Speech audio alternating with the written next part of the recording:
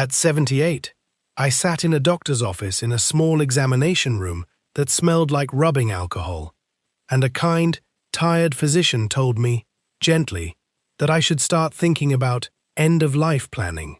I remember the specific phrase because of how carefully she chose it, the way you choose words for something you're afraid will break the person hearing them. I went home that afternoon and did the math every widower my age eventually does, whether he wants to or not. My wife of 51 years, Eleanor, had been gone 6 years by then. My only son lived across the country, calling twice a month if I was lucky, visiting once a year around the holidays. My friends were dying at a rate that had started to feel less like loss and more like a slow, steady erosion of everyone who'd ever known me as a younger man. I looked around my quiet house that evening, and I thought, plainly, without much drama attached to the thought, I am going to die alone in this room, and it might be years before anyone notices. That thought sat with me for the better part of a year, and then, at 79, I did something that surprised everyone who knew me, including myself. I want to tell you what I found on the other side of that decision. Because 3 years later, at 81, I am not dying alone in a quiet room. I am living, loudly and specifically, in a country I'd never set foot in before that decision. And I think what changed matters more than the geography itself. I served 26 years in the Navy, retired as a chief petty officer, and spent the following 2 decades working in shipyard logistics until I finally, fully retired at 68. Eleanor and I married when I was 24, 3 weeks before my first deployment, and she spent the better part of 5 decades managing a household through a career that kept me gone for months at a stretch. I want to say plainly that Eleanor was the better half of that marriage in every measurable way. She raised our son largely alone during my longest deployments, kept the house, kept the finances, kept the friendships and the family relationships that I, frankly, wasn't always present enough to maintain myself. When I finally retired for good, I understood, more clearly than I ever had during my working years, how much of my life she had quietly built and sustained without my full participation. She passed 6 years before that doctor's appointment. A stroke, sudden, no warning, the kind of death that leaves you standing in the middle of an ordinary Tuesday afternoon, trying to understand how a person could simply stop existing between one moment and the next. I won't dwell long on the grief itself, because I think anyone who's lost a spouse of that many decades understands it without my needing to describe it further. I'll say only that in the years after, I discovered something uncomfortable. Eleanor hadn't just been my wife. She had been, without my ever fully realizing it while she was alive, the entire infrastructure of my social world. I want to describe what those 6 years after Eleanor's death actually looked like, because I think the phrase, die alone, gets thrown around without people fully understanding the mechanism by which it actually happens. It isn't usually one dramatic moment. It's an accumulation. My closest Navy friend, a man named Harold I'd served alongside for over a decade, passed 18 months after Eleanor did. Another friend, from the shipyard years, moved into assisted living 2 states away, and our calls, which had been weekly, became occasional, then rare, then eventually stopped entirely, not from any falling out, just from the ordinary erosion of distance and declining health on both ends.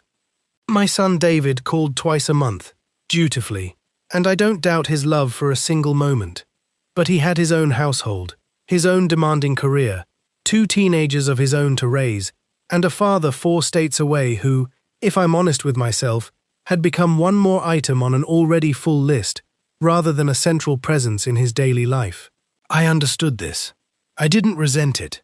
But understanding something doesn't make the silence in your own house any quieter.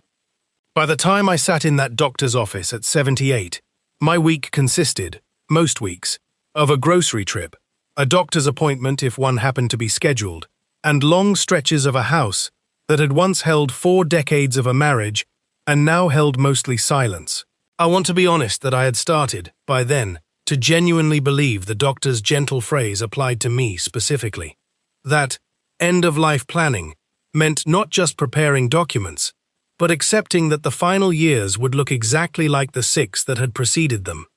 I remember a specific Christmas during that period, my third alone, when David called for 20 minutes in the morning, apologized for not being able to visit because of his own children's schedules, and I spent the remainder of the day reheating a small portion of a meal I'd cooked mostly out of habit rather than appetite, watching a football game I had no real interest in, simply because the sound of voices, even strangers' voices from a television, was preferable to complete silence.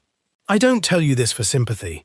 I tell you because I think that specific kind of Christmas, not tragic, not dramatic, just quietly, thoroughly empty, is closer to what dying alone actually looks like in practice than the more cinematic version people imagine. The spark that changed things came from an unlikely source.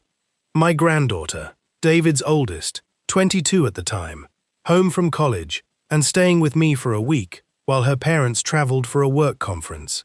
She noticed, I think, more than my son ever fully articulated to me, the quiet, the empty refrigerator, the television left on for company rather than actual interest. On her third evening, she sat down across from me at the kitchen table, the same table where Eleanor and I had eaten thousands of meals together, and asked me directly, "Grandpa, are you happy?" Not "how are you feeling?"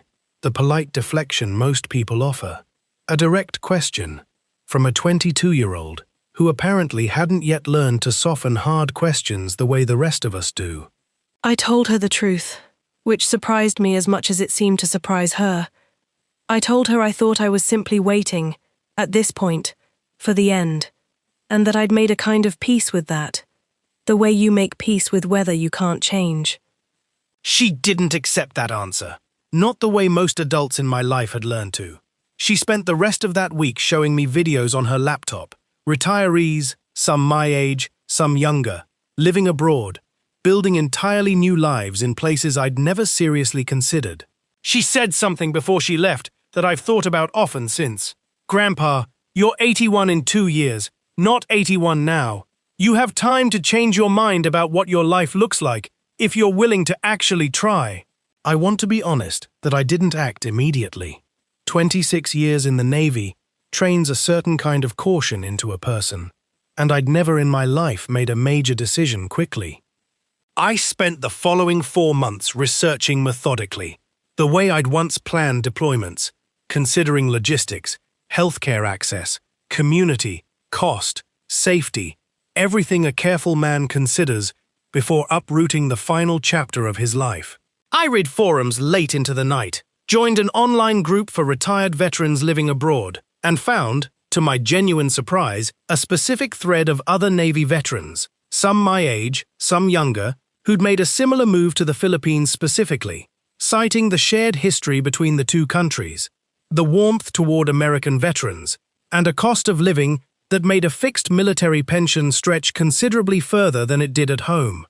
I called the VA to understand exactly how my benefits and healthcare access would work from abroad, spoke with 3 separate veterans who'd already made the move, and built, over those 4 months, the same kind of careful operational plan I would once have built for an actual deployment. By the time I told David what I was considering, I had answers ready for nearly every concern he raised, because I'd already raised and answered them myself first. David was worried, understandably. He asked if this was some kind of grief-driven impulse, a reaction to loneliness rather than a genuine decision. I told him honestly that it had started as exactly that. The loneliness had been the spark, but that 4 months of careful research had turned the impulse into something closer to a plan I actually believed in. I think that distinction between an impulse and a researched plan is what eventually convinced him to support it, rather than fight it. I boarded that flight 3 months before my 80th birthday, 79 years old, alone, carrying 2 suitcases and a folder of medical records thick enough to require its own small bag. I landed in a mid-sized city on the southern coast, chosen carefully for its established veteran community, its accessible healthcare, and a climate that a doctor back home had told me would likely be easier on my joints than another Midwestern winter. My apartment, arranged in advance through a rental agency a fellow veteran had vouched for, was small but functional. close enough to a hospital that I'd verified could handle my specific ongoing conditions. I won't pretend the first week wasn't disorienting. It was, profoundly. I was 80 years old in 6 weeks, alone in a country where I understood almost nothing of the spoken language, further from my son and granddaughter than I'd ever been in my life. I sat on the edge of an unfamiliar bed on that third night, the same way I imagine most people in these stories do, and asked myself, honestly, whether I'd made a terrible, irreversible mistake at an age where mistakes are harder to recover from. What kept me from spiraling too far into that doubt wasn't optimism. It was something more practical. The same discipline that had carried me through 26 years of deployments, long stretches away from everything familiar, learning new environments under far more difficult circumstances than a comfortable apartment with reliable electricity and a hospital nearby.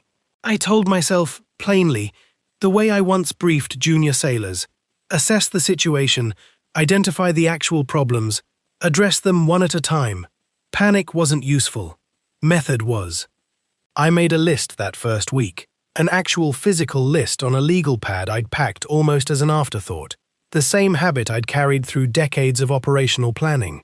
Problem 1, I don't know anyone here. Problem 2, I don't speak the language.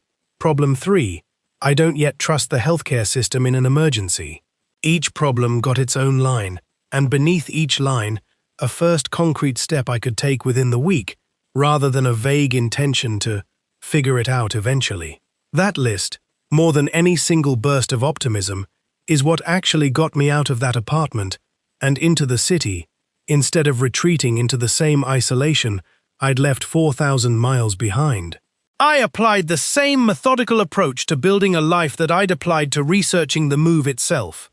I found, within the first 2 weeks, a local chapter of an American Veterans Association that met weekly at a restaurant near the city center, and I made myself attend the very first meeting, despite every instinct telling me to stay home and wait until I felt more settled. That first meeting, I met a man named Rodrigo, a retired Filipino Navy officer roughly my own age, who'd served during a period when our two countries' navies had trained together extensively. We had, it turned out, an entire shared professional language: ships, deployments, the specific rhythms of a military career. Despite having served on opposite sides of the same ocean, he invited me to a second gathering the following week, then a third, and within 2 months, I had a standing Thursday dinner with a small group of veterans, both American expats and local retired officers, who understood a specific part of my history that almost nobody back home, aside from Harold, had ever fully understood. I also joined a local gym specifically for older adults, recommended by my new doctor here, and started a modest exercise routine for the first time in over a decade, something my joints back home had made increasingly difficult in the isolation of that quiet house. Within 4 months, I had a weekly rhythm more structured and more socially rich than anything I'd experienced in the 6 years since Eleanor passed.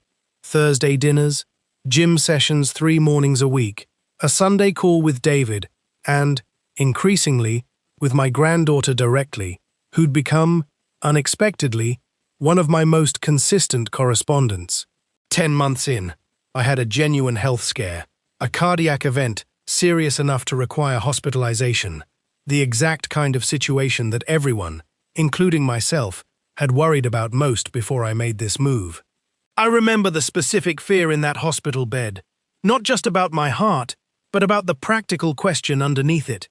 Was I truly equipped, at 80 years old, alone in a foreign country, to handle a real medical emergency? The answer, it turned out, was more reassuring than I'd allowed myself to hope.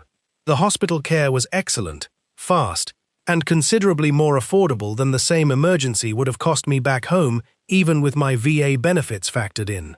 Rodrigo and 2 others from my Thursday dinner group showed up within an hour of my call, sat with me through much of the initial testing, and coordinated, without my even asking, to make sure someone checked on my apartment and my mail while I recovered.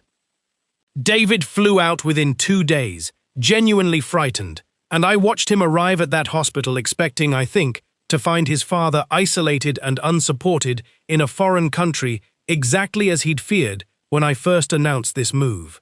Instead, he found Rodrigo already there, a small stack of get-well cards from my Thursday dinner group on the bedside table, and a doctor who spoke with him directly and thoroughly about my prognosis and care plan. David told me something on that visit I've held on to since. Dad, I came here braced to convince you to come home. I'm leaving having to admit you have more people checking on you here than you did in that house for the last 6 years. I don't think either of us expected that conclusion when he booked the flight. I want to talk about what shifted beyond that single dramatic hospital stay, because I think the deeper change happened in far more ordinary moments. There's a specific Thursday ritual now that I think captures it best. Rodrigo picks me up at 6. We drive to the same restaurant we've eaten at for 2 years, and somewhere between the appetizer and the main course, someone in our group inevitably asks a question about my Navy years that nobody back home had asked in over a decade, not out of politeness, but out of genuine shared professional curiosity. I find myself telling stories I'd assumed had gone stale from disuse, stories Eleanor used to hear 100 times over 5 decades, stories David had heard as bedtime tales as a child, but rarely asked about as an adult with his own demanding life to manage. I found out, somewhere in that first year, that I still had things worth offering, not just to my family, who loved me but had their own full lives to manage, but to an entire new community that treated my specific history, 26 years of service, as something worth actively asking about, rather than politely enduring. That distinction between being tolerated and being genuinely engaged turned out to matter more to my actual daily happiness than I would have predicted before I made this move. The loneliness that defined those 6 years after Eleanor's death didn't vanish entirely. I still have hard evenings, still reach for a phone to call her out of 40-year habit before I remember. But it stopped being the defining architecture of my days, and it became instead one occasional visitor among a week now genuinely full of other things. I also noticed a change in something I hadn't expected, my own sense of purpose. I started, about a year in, mentoring 2 younger American veterans who'd moved to the same city more recently, helping them navigate exactly the paperwork and logistics I'd painstakingly figured out myself during those 4 careful months of research. There's something particular about being useful again, specifically to people facing a version of the fear I'd once faced myself, that Thursday dinners alone couldn't quite provide. It reminded me of training junior sailors decades earlier, that same satisfaction of watching someone else navigate something difficult a little more easily because you'd gone through it first and were willing to share what you'd learned. I want to circle back to my granddaughter, because I don't think this story works without properly crediting her. She visited 8 months in, the first family visit after David's emergency trip, and stayed for 2 full weeks, rather than the brief visit I'd expected from a busy college student. She came to a Thursday dinner, sat through stories from Rodrigo and the others she'd never heard before, watched me laugh in a way she told me, afterward, she hadn't seen since before Eleanor died. On her last night, she told me something that I think about often. "Grandpa, I asked if you were happy because I was scared of the answer, and I almost didn't ask at all. I'm really glad I did." I told her that question, that single direct question at my kitchen table, had probably added years to my life in ways neither of us could have predicted at the time. I don't think that's an exaggeration. I think isolation, left unaddressed, genuinely shortens a life, and I think her willingness to ask an uncomfortable question directly, rather than accepting a polite deflection, is the actual origin point of everything that came after. She calls now, actually calls, not just texts, most weeks, and asks real questions about my life here, rather than simply performing dutiful concern.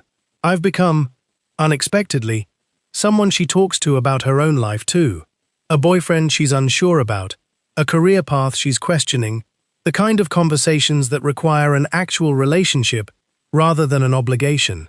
If you've sat in a version of that doctor's office, heard some gentle version of "start thinking about end-of-life planning," and felt the specific dread I felt at 78, I want to tell you what I wish someone had told me plainly at the time. That phrase doesn't have to mean what you assume it means. It doesn't have to mean the remaining years look like the isolated ones that came before. But I want to be honest, that it also doesn't fix itself passively. My isolation didn't end because time passed, or because grief eventually softened on its own.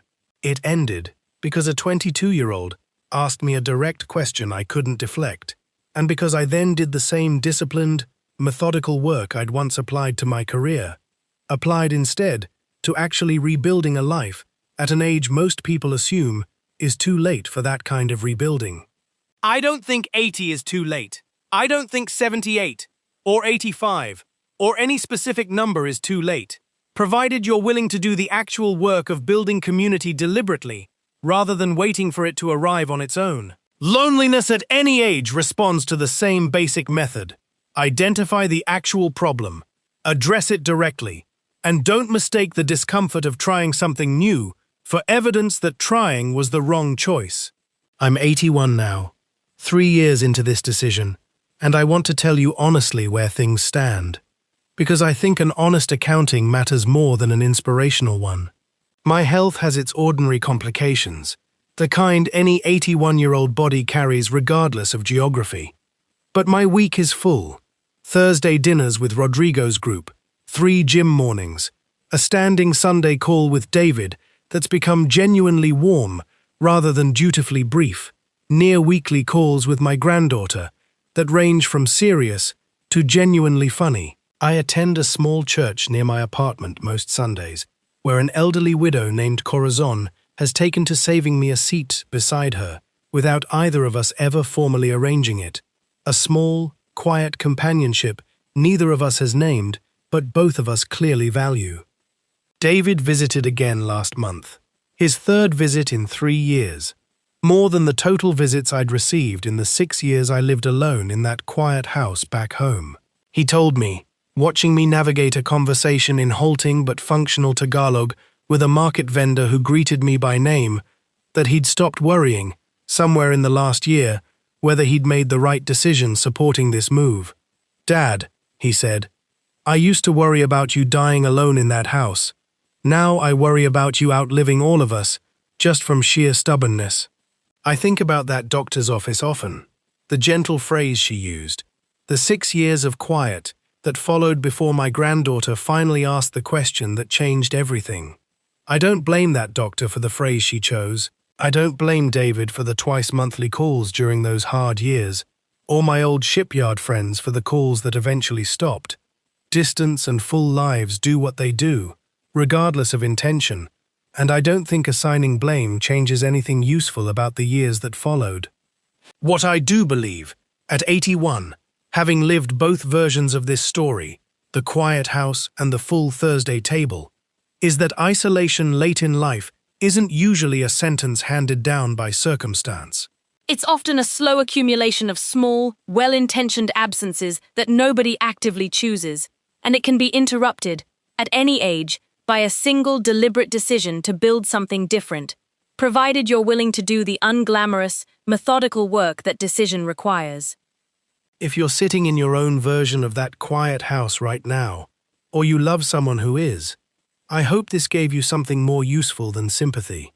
Ask the direct question, the way my granddaughter did. Do the careful research, the way 26 years of Navy discipline taught me to. And don't assume any age is too late to build a Thursday table worth showing up to. I'll see you in the next one.